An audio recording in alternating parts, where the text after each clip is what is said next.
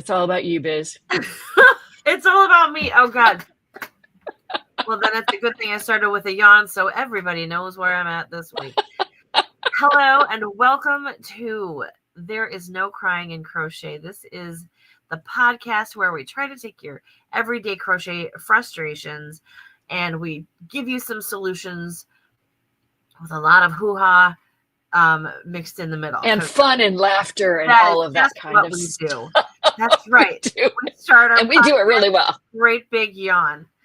Anyway. I think, Biz, is a statement of affairs on the month of January. May I just we were just talking about how the weeks are fast, but the days are long through the month of January, and just feels like it's been a lot. Holy cow. Anyway, so let's get back to business. I am Biz from Busy Crochet. This is my good friend Deb from Madam Stitch. Yay, we are here. Last week couldn't be here. A bug swept through my house, and believe me, you did not want me here with my puke bucket. So we're gonna avoid that one. So anyway, if you are following us on YouTube, please like and subscribe our channels. I'm Busy Crochet. She is Madam Stitch Crochet. Follow us. We are trying to upload new material for you all the time, as well as we are here every single Friday, except when we're sick and, that kind of stuff. But we are here every single Friday at 1 p.m. Central, 2 p.m. Eastern with our podcast. And if you're watching on Facebook, give StreamYard permission to display your name so we can see who you are in the chat. I know we have a lot of people that have been joining us on YouTube, which is exciting because it's a different avenue and not as many people through Facebook anymore. But I really enjoy the fact that I can see who you are. Hi, Firelight Creations and Dawn. Thank you so much for chitting and chatting. We love talking with everybody. And so this week, we have a subject, and I'm kind of getting to it. We have a subject that we're hoping is going to kind of help as we're moving out of like the mindful beginning of the year and all of that stuff. This will help in the mindfulness of the rest of your crocheting.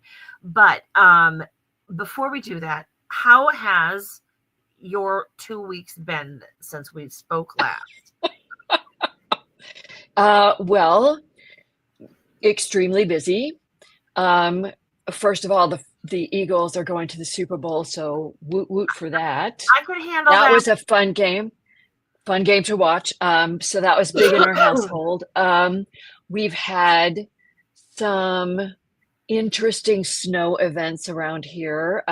Not deep, but kind of shutting the place down, sort of snow. High winds. I know you guys suffered from some high winds and things like that. It's just crazy. And I don't know, it's making me want spring to be here. I know I shouldn't do that. But it's kind of making me want spring to be here. It's funny. It's been so cold. How cold has it been, Deb? It's been so cold that when it gets up to 35 or 40, I swear to you, the coat and the scarf goes off. It feels downright balmy around here. Yes. I Seriously. Remember in Wisconsin, that's what it was like. Right? So today is rainy and gross, but it's 45 degrees outside. So we're going to go with that. Well, Biz, we know what's been going on with you because you had some major illnesses in your family.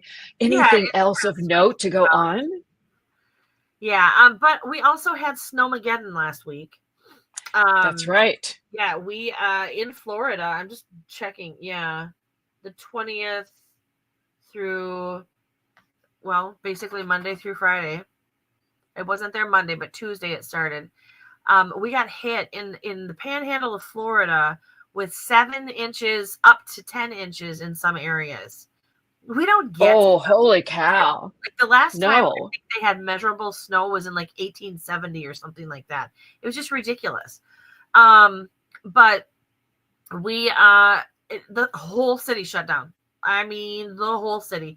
The last time that happened was in 2014. We had 3 days of ice and nobody went anywhere for anything because we don't have salt trucks and all of that kind of stuff down here. As it was, we had two guys sitting on the back end. I don't know if you've seen the video because it kind of went around.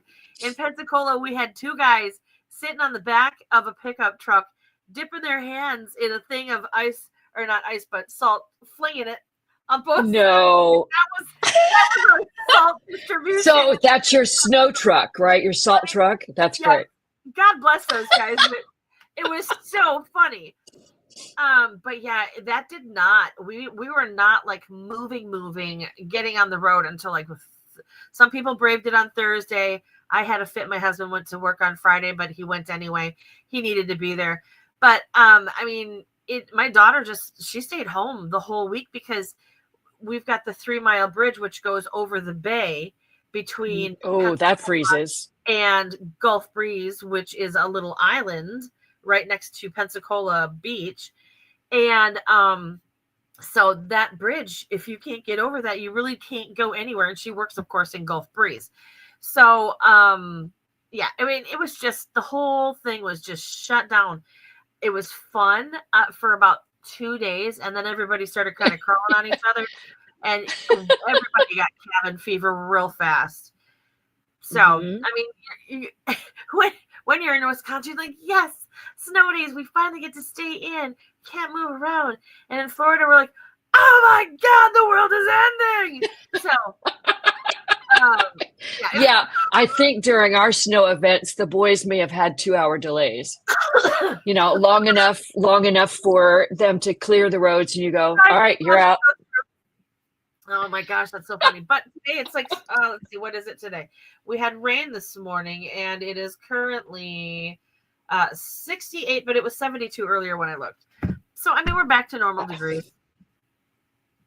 Can't complain too much. Okay, that just makes me makes me very sad, but okay. Up to 80 degrees in Austin today.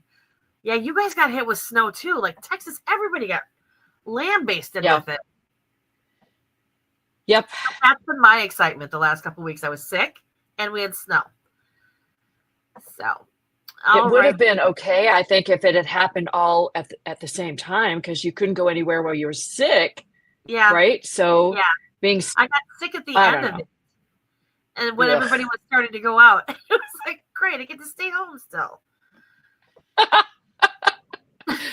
So, well, we're glad you're feeling better. Yeah, we're doing better here. All right, so let's talk about what we're going to talk about this week, and which is what we were going to talk about last week, and it's about fixing the mistakes in your crochet. Gosh, we're on episode 74 already. Wow, isn't that funny? We just started this on a fluke, and now here we are. Alrighty. You have to wonder, actually, at some point we need to get people to give us some ideas for future episodes, because there's only so much in these brains, right? Yeah. But anyway, I digress. All right. So we're talking about mistakes. And the first thing that we really need to do is first we need to notice that we've made a mistake.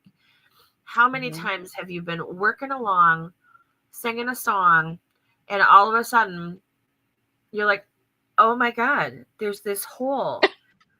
And sometimes it's in a granny square that you've already attached to. Oh gosh, yes. Something, and you have to decide, do I rip all of that out and redo it? Or sometimes it's just like a missed something. So how do you usually view those? Like, are you an instant ripper aparter, or are you nobody's going to notice it? Well, I always go into evaluation mode. How much is anybody but me going to notice this? And can I futz my way around it? So if it's a hole, can I stitch that up in a way that it looks like it's the original? Right? Yeah. Or if it's already attached as a granny square, I'm going to move heaven and earth to not take that apart, because I learned this. I was designing a sweater, got it all the way sewn together and hated it. So now I'm trying to repurpose the yarn. So I want to take it apart and wind the ball so that I can do something different with it. And I discovered how well I sew things together. So I get really well, to the point of I was this close to clipping the thread. I don't want to do that. So anyway, I will evaluate who's going to care beyond me, with the idea that I do believe that that every handmade piece probably has some mistake in it somewhere, and that's what makes it so special. Yeah. That's kind of where I'm coming from. That's how I soothe myself. It's like, okay, so the Amish purposely stitch a mistake in there because nothing is perfect but God. So I'm just going to, I did that on purpose. I didn't mean to do God made me do it, actually. That's right. Because nothing is perfect except him. No, that's. So what do you do? Oh, I was just gonna say that Firelake says that lately they keep ending early, so she has to add yarn for just one more row. I've done that before. Yarn chicken, losing at yarn chicken. Oh, that stinks. Or miscounting my rows. I've done that so many times. So myself, I'll tell you what, I am, I can't make the obscene gesture, but imagine it's a hand with one finger up. When I get to the point where I am, if it's too far down, in my past, I used to rip it out because I was a perfectionist. But then I realized, oh my God, that's a lot of work to put all that back in. So unless it is an absolute, this is screwed up and it looks completely wrong, I will not rip it back. I will just let whatever it is be. However, if it is missing like a fundamental part of, this is supposed to look like something and we've got one missing, so there, so there's now this weird empty hole there, I will give it some serious consideration if I'm still working on it. I have a tendency to not notice things like that until I'm well beyond where I could go back and do it easily. So a lot of times I'll just let it go, and I have to just like not notice it. I get to a place where I just go, you know what? I don't care anymore, because otherwise it will drive me crazy seeing it. And now it doesn't mean that every time I look at that Afghan, my eye doesn't go immediately to that spot. But just, now that's because you know what it's supposed to look like. Again, that goes back to, what is the general public going to see? Right. And will they care? Exactly it. So, and if you're giving it as a gift, that becomes a higher priority, because you don't want the recipient going, oh gosh, I wonder what happened there. Yeah, it has to be super, super noticeable for me to go back. Right. But if it's something that's sewn together, say like I've got a granny square that's already been sewn in, if it's just a matter of maybe I missed a couple stitches and there's like a little extra gap there, I might go in and just stitch those pieces together just to kind of close that gap. You can also go in and crochet an extra stitch. No one will know you did it. It just means you have a couple of ends to weave in. But let's say, this will happen to me. I'll be working on a granny square and notice that in one of my granny squares only has 2 double crochets. So I might go back and just take that yarn and do a standing double crochet and fix it. Yeah. So it looks like everything else. So I will do that. That's a good idea too.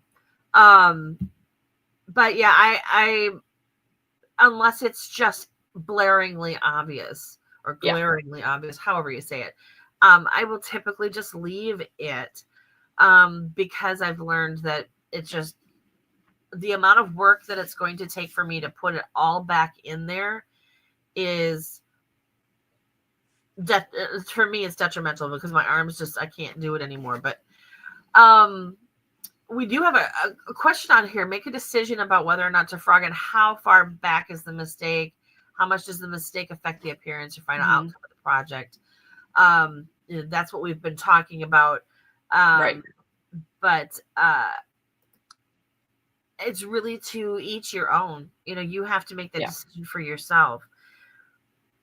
Let's see. Oh, and Fire Lake Creations is talking about the yarn being too difficult to frog. And we talked about that in a previous episode where it has enough halo on it. It keeps getting stuck on itself as you try to frog it. Holy cow, that is so frustrating because every stitch you're having to disconnect the hairs, the fibers.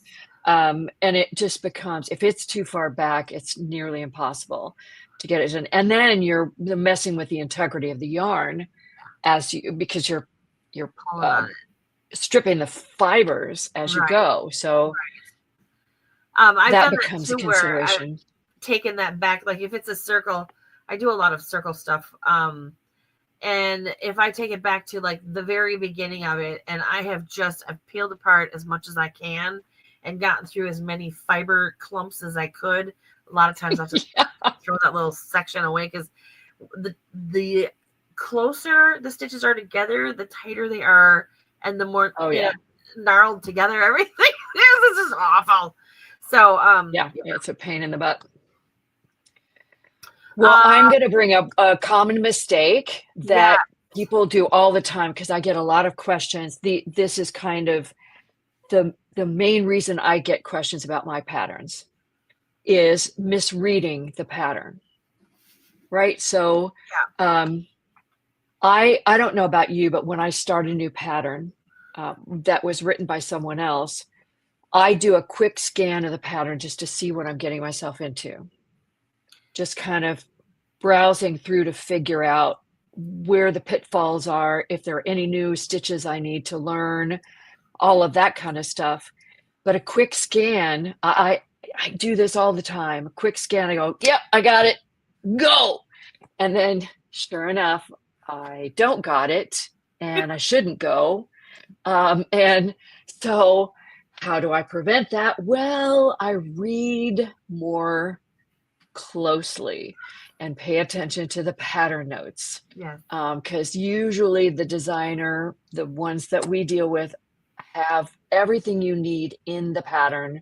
You just need to read it and pay attention. Yeah. I'd love to say that I'm one of those people that's really super responsible and literally my quick scan is like, okay, it said it had 7 pages. Do I have all 7 pages? All right, I tend not to go for the 7-page ones, but all right. I'm terrible about it because I'm so impatient. It's just such a part of my personality. I'm a jumper inner. I'm a, get right on it kind of girl. And I count my costs later when all of a sudden I'm going, what is that didn't work. What is this? This does not look like that at all. So sometimes it's maybe I downloaded a UK written pattern and I am doing it in the wrong double crochet, or maybe it's like sometimes just really been there, done that, and paying attention will get rid of a lot of those problems. Yeah, doing a UK pattern with US, reading it as US produces a twice as big project. Yes, all of a sudden you're going, my God. Wait, why is this so big? How does it get so huge? So I typically won't buy a lot of patterns unless it's like amigurumi or something like that.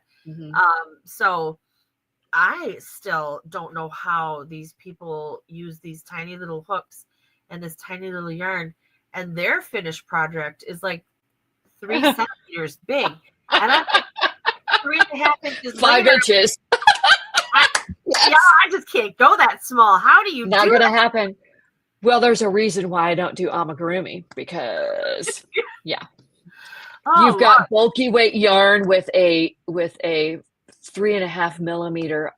I've edited patterns like that with a 3.5 millimeter hook, and I'm like, how do you do that? Yeah, I don't know. Well, better you than me. So anyway, misreading patterns just means that scan it, yes, but you need to go back and just really read it carefully to avoid having to frog. Well, and as you have on here on our notes, read the pattern notes and instructions. If you don't read the pattern, at least pay attention to the notes, because the notes are going to have something that's going to occur later on, and you're going to have said, "Oh, I'm well versed in that. I know what that is." Or that happens universally through the pattern. Right. Something never counts as a stitch, or Mhm. so that actually leads us into our next point, which is Yes, miscounting stitches. Oh yeah, man, this is a big one. I can't get that many stitches on this row. Well, did you XYZ? So the pattern will tell you what stitches count as stitches. yeah. And yeah, I agree that there are patterns every now and then. I'm guilty of it too. You can't catch all of the mistakes before a pattern goes out to publish. You try as hard as you can. Hard as you try, yeah. So, right. So a stitch count, if it is correct, then you need to go back and make sure that you've worked into the turning chain if you're supposed to do that. If there was a decrease or an increase somewhere that you missed, a stitch pattern that you didn't quite work right, just go back and check to make sure that you've got all of that stuff. And something I say all the time is count often, count all the time. It's a pain in the rear end and it feels like a waste of time. It But can be. sometimes I'll count every row or every round just because I know that I do not want to go back and frog that. Yeah. For me, if it's one of those ones where the stitches are simple and I have a tendency not to count those. But if I've got one where I'm manipulating stitches and skipping stitches and, crisscrossing or going over, if there's a lot of activity happening in that row, I will count every single time, just because I know me, I have a tendency, my eyes aren't so great. So sometimes when it says skip 2 behind a particular set of stitches, I might only skip 1. Or I might, I'll all of a sudden I've thrown my entire row count off. Right. And Firelink brings up another good point. Oh, yes, I will put that up. Hold on. Yes, this common thing. You can make assumptions about those turning chains but they're not universally understood. The pattern should tell you whether it does or doesn't count. And if it does count, you work into it on the next pass. Yes. Right? So if it's at the end of a row, you work into it because that's where you count as a stitch. A lot of times when I'm working in half double crochet or double crochet, whatever, I do a lot of round stuff. So I hate that when you come up to a chain 3 and then there's this weird little gap right there that's always there. Mm-hmm. It doesn't matter. So I have a tendency to start with like a chain 2 or something, because all that does is it just fills in that gap. And then I double crochet into that same spot and then go around. And then when they meet up, it's an aesthetic thing. But I always put in there that chain 2 that starts that row. That is not a stitch. Do not count that. Don't put anything in it. Right. And that's part of making your work look professional. Yeah. How did you make it look so pretty? Right. Stand holes. And use stitch markers. Stitch markers, right? Yes, they are. Or stitch. I'm not a fan of stitch counters because I always manage to mess it up. Then I go, wait, what? I forget. Or I forget to mark it. And then you're like, click. Wait. And then I've got the little one that you put on your finger and you go click. Who has the time to stop after every single one? Just move a stitch marker. I was actually working in the round, and I have a way of starting a round that kind of pulls the first stitch down a little bit. It's a little bit shorter, but when you join to it, it pulls it up and you don't even notice it. So it's not a big deal. But sometimes it's hard to tell whether that pull down is the chain I used that doesn't count as a stitch, or if it's actually the stitch. So I've just given up and put a stitch marker in that first stitch, and then I don't have to mess around with it. And especially like if you're working on a sweater or something like that, and it says, I want you to do this specific increase every 4 rows. Well, I stick a stitch marker on both sides, going all the way up. Because I tell you what, more times that I have had to go back and count the whole thing over again. And like, wait, was that an increased row? What was I? Forget it. You know what? Stitch markers save your life. But there are some stitch patterns that you simply can't see the rows. You simply can't see them. For instance, I did a hat and a scarf in even moss stitch, which is an alternating slip stitch with a half double crochet. You literally can't tell where one row starts and the next one ends, right? So I had to put stitch markers at the ends of the rows and say, all right, this distance represents this many rows, and then just keep putting. I wouldn't take it out. I would just put another one in at that interval so I could that's how I work it, right? Oh my gosh. There are some that are just impossible to tell. Herringbone half double crochet. Holy cow. Everything's slanting all kinds of crazy ways. Deb, working on the sleeves. On your cardigan. Oh, right. Dawn. Okay. So Dawn, are you working on the worsted weight or the bulky weight? Because that'll make a difference. Do tell. I really need to make that sweater because I've been watching all the people making it in your group. It's so pretty and it looks so easy to make. It's so easy and it's so comfy, let me tell you. It's just it's like wearing a fitted blanket. It's gorgeous. If you're working on the sleeves from my version, and I loved it. Yeah, so this isn't a total aside, but this is where the two versions, put a marker on those, because trying to count the rows when you're working front post, back post is just crazy. I figured out how to do it, but it's not easy. Yeah. Anyway, we digress. So there's one. Okay. All right. Good project. Well, our next point is actually skipping turning chains, right? So that's a common mistake. Sorry. Biz. Yeah. Do you remember? There's kind of a hierarchy and understanding that certain heights of turning chains do count as stitches and some don't. So that if the pattern doesn't state that, you can figure it out. Do you remember what that is? I don't think I've ever heard of that. However, just having done so many things over the years, I would say that a chain 1 does not usually ever count as a stitch. Not usually, chain no. 2 is iffy. A chain 3 is about where they start counting that as a double crochet and pretty much everything up. Right. So one way to tell if a pattern doesn't say is whether that you chain at the beginning of a row. Yep. Where does the first actual stitch go? Does it go in the same stitch as the turning chain, or does it go in the next? And if it goes in the next, 99% of the time that turning chain is going to count as a stitch. Otherwise, you're going to have a slanted edge. Yeah. But you're right.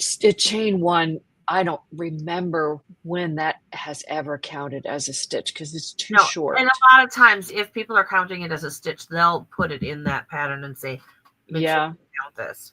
Yeah. Yeah. Let's see if it does. Blah, blah, blah. Okay.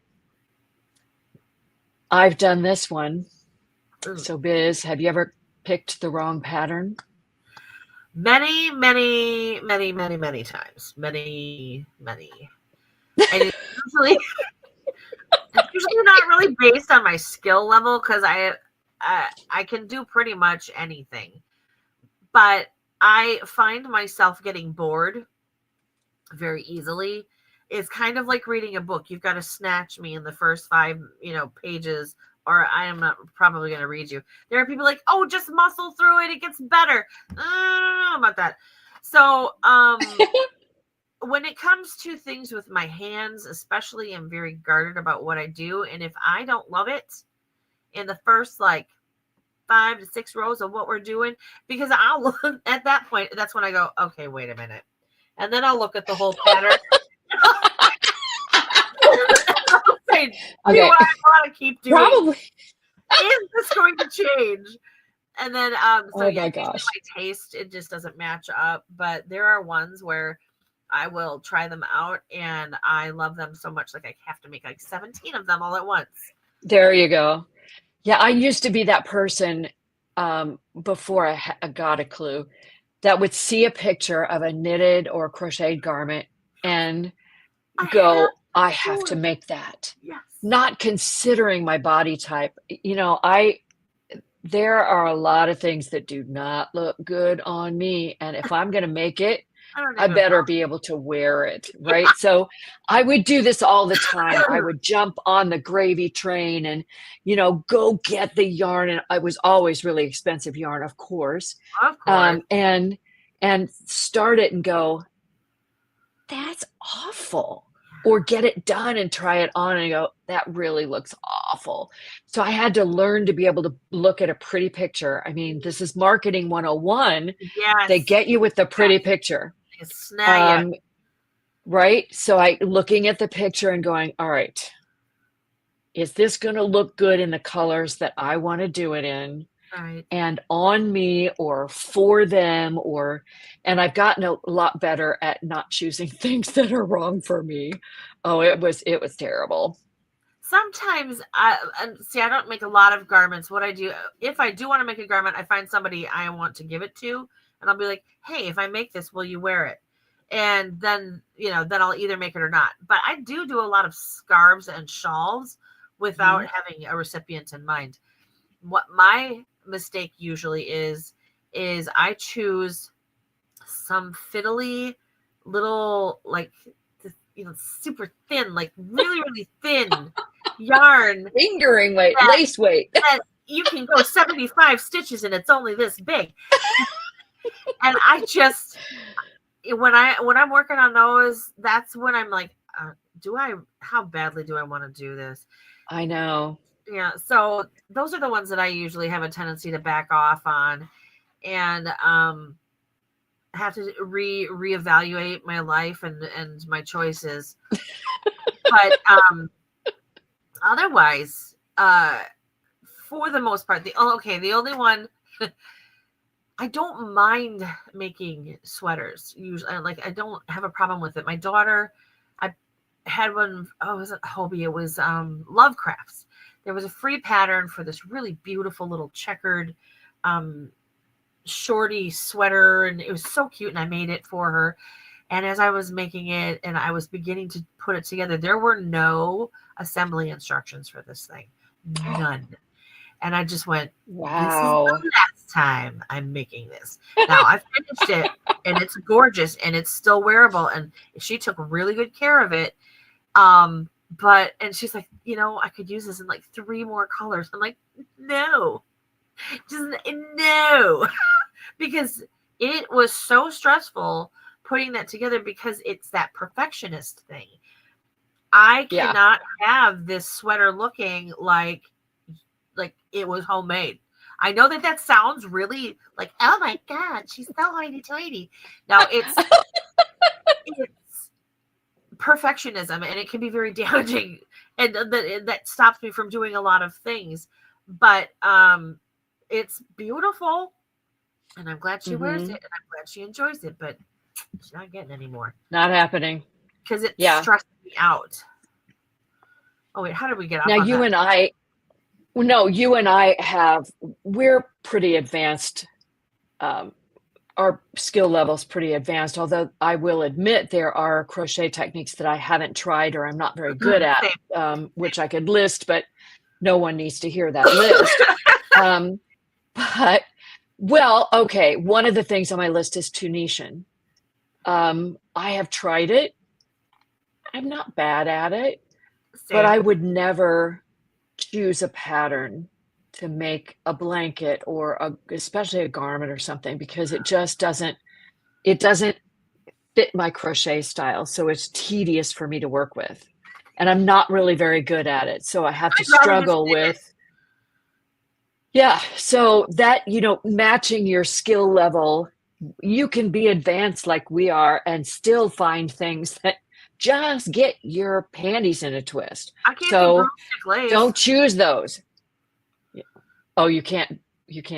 No, No. and I'm not a big fan of Tunisian either. I know it's just exploded and everybody's doing it, and more power to you, people. But it's just I can't. It's so slow. That's one of those ones where I look at the pattern. I go, do I really want to do this? Well, yeah, I see that you love the return pass, of course, because that's the easy part The easy part, yes. of Tunisian is the return pass. Yes. Yarn over, pull through two, yarn over, but it's the picking up and getting all those loops on my hook that is just, that's and for it. me, Okay. when I started working with Tunisian, I couldn't get it. I couldn't get my oh God, what's the what's the word when we make it nice and pretty and it has the same all the way through, like my gauge, but my tension. I couldn't get my tension to be great through the whole thing.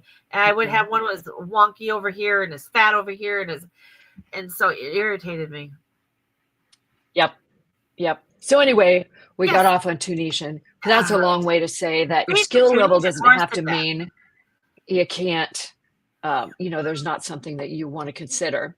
I think the next two things on our list probably go together, using the wrong hook size and the wrong yarn. Although choosing the wrong yarn, that one, have you ever, this is before I knew better, substituted a yarn for something that the pattern called for because you liked something better?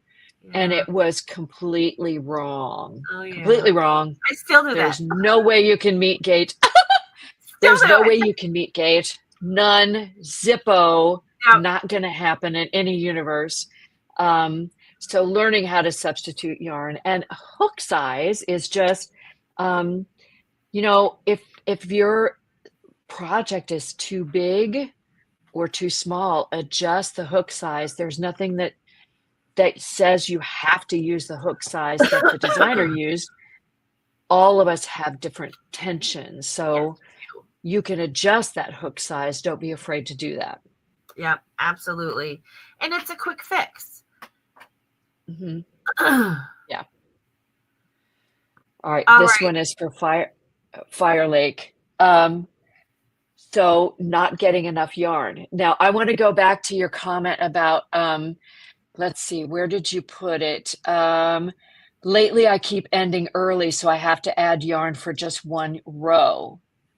So does that mean that you run out of yarn and play yarn chicken, or you're just altering the pattern? Because buying enough yarn's a thing, especially if you're substituting yarn, making sure you have enough yardage, because dye lots don't match. And it's hard. It's hard. Yeah, it is. There's nothing worse than having to try and find the same dye lot of something. And if it's been long, I was using a yarn from I was using a yarn from a major yarn company where you can be a little bit less careful about dye lots because they're standard formulas across the board. But it's just a light tan. And in a yarn that I've used for years, bought one set and then needed a little bit more for a blanket I was making, and it was, you can tell that it's different, and they must have changed the formula somehow for that dye, for that particular color, because it's not the same. Yarn. Yeah. Oh, I get it. Oh, So I see. Yeah. I see. So I have one pattern that and totally and got it. Yeah. So I think you can get away with that as long as there's nothing that has to be worked on one side or the other. Yeah, yarn chicken does suck. With ribbing, and I ended the ribbing one row early at the second end. Yeah, I mean, as long as you don't have some jig or jag that creates, who cares? You're the Yeah. only one who knows, Yeah. right? Well, and sometimes if you're doing a sleeve and it ends like you should have had 17 rows and you ended with 16, sometimes you could just leave it and get away with it. It depends on if when you put it on, if it's really super visible on your, on your wrist or whatever. Because I've done that too, where all of a sudden you're like, oh, I am going to take out the yarn and add that last row because it looks weird. Yeah, this is one I hate, Biz. She says, yeah, I just added in yarn in both cases, so it gives me more ends to weave in. Gotta love that problem. Of course, I'm the weave in ends queen. So I am familiar with the beast. Oh yeah, because you would just, all right, here we go. I'm just catching up with the notes. The discovering that the dialots don't match and cause color differentiation that's noticeable. Let's see. You've got some answers for that. Buy an extra skein, one more skein. Yeah, if the yarn isn't too expensive, I would go ahead and just grab an extra skein, right, just in case. Even if you, unfortunately, that's kind of how I've built my stash, is because I have gotten in the habit of doing that, just because there's been too many projects where even the whites sometimes will change color. Yep. How does that happen? Who knew? White is the absence of colors. How does that right? I don't know. Double check your dialots before you start your project. That's another thing to do as well, is make sure that all of your skeins have the same number on them. Mm-hmm. I had to teach my husband how, because he would go to the store and he'd bring me 2 or 3 skeins, and I'm like, these don't match. You've got to go back and find me the ones that match. Yeah. And he has finally learned that to look at all the numbers before he leaves the store.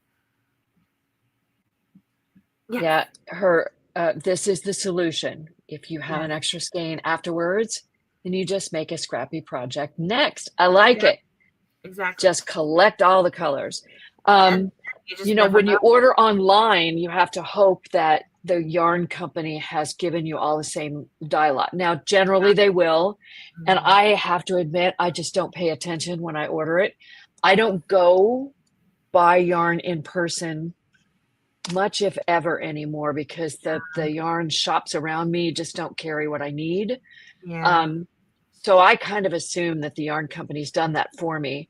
That might not be the case. I need to check more closely, I think. I think, I buy from Wool Warehouse quite a bit. They're very conscientious about making sure that your dialots are the same. I occasionally buy from Lovecrafts. They are usually pretty conscientious about it as well. I have ordered from Hobby Lobby, but to me, everything's so right down the street, it doesn't make sense for me to, and I've never really had to buy yarn in enough of a bulk to worry about it from a place that's close by. Right. So the only thing that we do make sure of, though, is like if it's 3 or more skeins, we make sure everybody has the same dye lot, unless it's cotton and then making dishcloths out of it, then nobody cares. Right. Nobody cares. So, yeah. Well, right. I think the last 3 things we've talked about ad nauseum in our broadcast, but we'll just bring them up because they're common mistakes. You just mentioned tension, right? Yes. That can get you into trouble if you're making a big project. Mm-hmm. Are you tired? Are you wired? Are you, have you put it down for a while? Tension can change. Yes. So you just kind of have to pay attention if it's something that needs to be fitted. Yeah. I even noticed, I don't notice it so much anymore, but in my youth, I would notice that when I was angry, I crocheted very tight. Wow. Yes. And I don't do that anymore. I can be irritated and still maintain tension. But that's just because I've been doing it for 30 years now. Angry crochet. I think that should be a hashtag. But Angry crochet. Okay. angry crochet, when I first started doing it though, it was my emotions definitely dictated how tight and how loose things were. Yeah. Yeah. I mean, even things like how much moisture is on your hands. How dry are your hands? Yes. You know, I put lotion on my hands all the time, but there might still be a sticky spot that the yarn keeps getting caught on. Or, you know, it just depends if you're, I do like to crochet outside in the summertime, but you know, your hands get a little sweaty when you're crocheting just because of the heat. Oh yeah, here we go. My tension can totally change based on my mood. Sometimes I just have to put the project aside for a different one. That's always sad to me to have to put something aside because I can't get my stuff together. But and sometimes you it's know, the project and it needs a timeout. thank you. You're out of here. Yep. Yeah. Been there, done that. Down over there before I cut you. Literally. And reaching for the scissors. Anyway. I've decided. But tension. I've decided. Tension gauge. There's only so much of that tension problem that you can block out. For sure. So you have to just and I don't know. Speak to me about blocking, Biz. Do you block a lot of stuff when you crochet it? I used to be a never blocker, and then I started making more garments and shawls and things like that. So it depends on the project for me. If it's a shawl, I will usually always block it just because it makes the stitches in your project pop out. You've put a lot of work, and a lot of them have got such detailed stitching in it that you put all that work in. Now take it just one step further and block it so that it's beautiful. I will occasionally on blankets if they're just funky and wonky. Like when we did our memories blanket, I had a whole section that just went like this. And so once I had my sides on, I blocked it so that it would be straight. Yeah. But yeah, I mean, it depends on what's going on and how ugly whatever it is turning out. So yeah, I do block squares in blankets a lot if they tend to be, it's not that they're not square, they just don't lie flat nicely. And so for the blanket not to look like it has waves in it, I'll block those squares. They're all the same size, they just need to lay nicely flat, and it just relaxes those stitches a little bit to be nice and flat. And this is going to sound kind of controversial and maybe a little judgy. I view blocking as how professional do you want your project to look? How clean do you want it to be when you're done? We're talking about you and I, we're designing something, so we want it to show and present as beautiful as it possibly can. So we have a tendency to block things because it needs to present absolutely gorgeous. There are times when you can throw stuff together or make a blanket real quick and the sides are all like super wavy and whatever, and you're going to give it to somebody and they're just going to love it to death and nobody's going to care. Because they're going to wrap up in it anyway. That's exactly it. So, but if you want it to look a certain way, maybe you're donating it to somebody who's going to use it for a fundraiser or whatever, I would say at that time, block it. Make sure that you get all that so it doesn't look like somebody's aunt sat in a trailer somewhere and made a blanket. You know, I know that sounds terrible, and I don't mean it to sound like that. But you don't want it to look like a garage sale. You want it to look professional and pretty. Right, you want exactly. What you are making. And so that's where I'm don't throw things at me. But put a little bit more effort into it and it just brings it up that one little notch. Yeah. I love this. Blocking can fix a multitude of sins. It absolutely can. And been there, done that. Yes. Been there, done that. Yes. Same here. And I have fixed lots of sins with blocking. I have fixed entire sweaters with blocking. Oh. Just steam the heck out of them. When I say I gave it a hard look, I mean I stretched that sucker. You want to see the stitches? You're going to see every single one of them. Oh my goodness. But anyway, you have a really nice little blog post here. Of that, my nose. By Morning. Yeah, I did. I found a wonderful one, and that's kind of where I came up with all of these bullet points. She did a great job of mapping out pros and cons and things. It's by morningcrafter.com. Yeah, 10 common crochet mistakes and how to fix them. We'll have that link in the description of today's podcast so that you can find it. When you realize there's an error without starting over completely, you can use some of these different techniques to pull yourself out of a hole. Mm-hmm. So, thank you. Parenthetically, air quotes and all. I know. It's like I am here every Friday. Yes, you are. Anyway, just saying. I think we have covered fixing mistakes and what to do about a bunch of them. And if you have any questions, obviously always reach out to us. We're here for chitting and chatting at any point. Absolutely. Yeah. So what have you been watching this week, Deb? Well, let's see. We finished watching the first season of Old Man again, which was great because we were able to figure out all the things I missed. Is that my husband was able to see it for the first time? No, it's Hulu. Hulu, okay. And it's John Lithgow and Jeff Bridges. Oh, yeah. Espionage. So I think we're going to start the second season here pretty quick. I finally caught up on all the network shows because we just kind of pick and choose. Watching Person of Interest again from the beginning on Prime.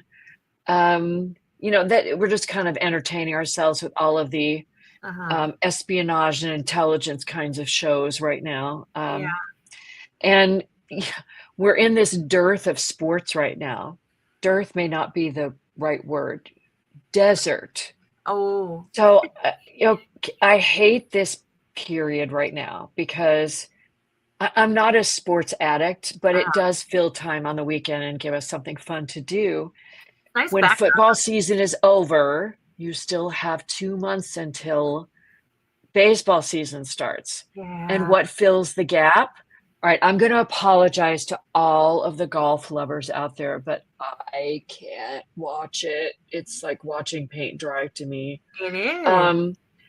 So that's what fills the airwaves once. And basketball, NBA basketball, just doesn't light my flame either. Yeah. So there's this, we go through this period of, okay, there's no live sports on. What do we do now? But there are lots of movies and stuff we need to get caught up on. So it's not like one of the streaming services we have doesn't have something we could watch. Good grief. Right. But anyway, that's kind of where we are right now. And you, Miss Biz, what are you watching? So we have filled that little gap between, pretty much football and football, because Tony doesn't really watch baseball either, with rugby. Ah, nice. And all of the rugby 7 tournaments start right about February, March-ish. So we'll start watching that on weekends once football's done. But for our... Where do you watch that? We watch that on Peacock. If you go to Peacock and then there's the little football or the sports symbol on the left-hand side on that row, click on that. And then there's an all sports. If you click on that little emblem, gotcha. Like 25 different types of sports. Oh, that's really cool. Yeah, my daughter played rugby in college and she absolutely adores it. So I really need to hook her up with that so she can watch it. We think it's so much fun to watch. And so it was kind of funny that it took off so much during the Olympics this year because we already knew who Alana Mara was, and that whole group of ladies and stuff like that. It was fun to watch them compete against each other and stuff like that at the Olympics. But anyway, so our networky kind of TV, we're working through old TV shows. Tony's currently hooked on Homicide: Life on the Streets. We were watching it together, and then all of a sudden I must have said, oh, it's okay, it's not my favorite, or I don't care if you watch it, because all of a sudden every time he's doing anything, he's what I'm like, okay, apparently I'm not watching the show with you anymore. So he's watching Homicide: Life on the Streets. And let's see, what's the other one? We're watching CSI at night. That's our nighttime TV show to fall asleep to. I know that's weird. And then we just decided to try it on a whim because we love Andre Braugher. And I didn't realize that he passed away 2 years ago, which broke my heart because he's such an amazing man. Right. Brooklyn Nine-Nine. So we started watching Brooklyn Nine-Nine. Was not expecting to like it because I'm not an Anna Sandberg fan. Oh, it is hilarious. So funny. Oh my gosh. So that's the only other one that we're watching right now. But then, of course, we've got all our trash reality TV that we like to watch, all our competition shows. There's the Mr. Beast games. There's what else are we watching? Traders on Peacock. That one is a really good season. And if you've watched the first two, this one is a great one because it's got Boston Rob on it from Survivor and a bunch of other really smarmy people. And it's been a very good season if you like that kind of stuff. And I don't know. It's like if it has any kind of competition, or we've gotten into game shows lately, like Deal or No Deal, and some Rob the Cage or Rage in the Cage or something. Oh, it's The Floor, isn't it? Oh, The Floor? Yeah, that Rob Lowe is The Floor. Finished. Actually, I shouldn't say that. That one finished a couple weeks ago, but we were really behind on it because that one's on Hulu, and we forget to go look at Hulu. So, because there's just nothing on there that we watch. But yeah, so we are all over the place. We pretty much. You just got lots of stuff. Well, and they're all weekly, so we've got 4 shows. And we're like, okay, is there a new one? Is there a new one tonight? So just because we're watching a lot of shows doesn't mean we actually get to see a lot of shows. Gotcha. Yeah. So that's what we're doing.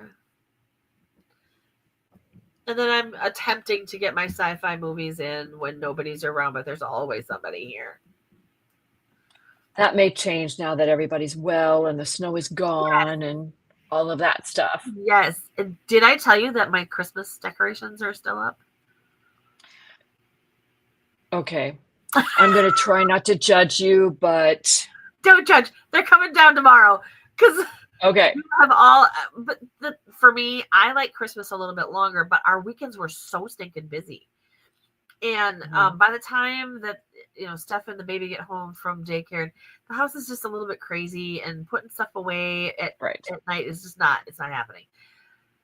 But every weekend we had something going on. And then last weekend I was so sick. And then, so Tony said, I don't care if you fall down the stairs. We are putting those decorations away this weekend. It's like nothing is going to stop me. Because he's February 1st, it's time. Even come down the day after. Okay, that's a little long then for him. That's a month or more. Yes. Oh my gosh. So, yeah. All right. It sounds like it's starting to rumble, and I'm about to get a thunderstorm here. Oh gosh. Well. So nobody judge me. Fire Lake hasn't put theirs away either. Gosh, you guys, come on now. Get it done. Out of you. If they're still up next week, we're going to judge, but okay. Oh, yeah. No, they're definitely coming down because even I'm sick of them. I'm tired of it. It needs to go away. There's just stuff everywhere. Yeah. Alrighty. So I think that we have finally come to the end of our show. And I hope that you guys enjoyed spending some time here. I hope you had some answers. Hope you got to chit chat and participate. And if you have any questions, like we said during the broadcast, make sure you reach out to us. We are always willing to help you. And we look forward to seeing you guys next week. Yeah. Fantastic. All right. Bye, everybody. Bye.